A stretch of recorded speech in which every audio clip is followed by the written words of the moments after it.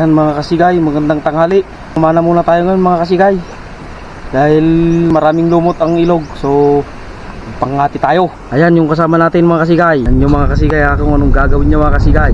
Hindi kasi tayo pwedeng lumapit mga kasigay, kasi pag lumapit tayo doon mabubulabog, hindi sila lalapit sa pangati natin mga kasigay. Yan mga kasigay, ang tawag dyan sa kalap na yan mga kasigay is pangati. Mayroon siyang nahuling dalawang tilapia mga kasigay, tapos tinali niya na may kahoy mga kasigay, tapos yun ang gagawin niyang parang pamain mga kasigay. Lalapitan kasi yun ng mga tilapia, isda mga kasigay.